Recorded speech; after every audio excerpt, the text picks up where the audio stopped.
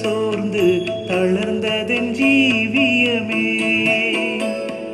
பாவ பார சுமையத சோர்ந்து தளர்ந்ததன் ஜீவியமே.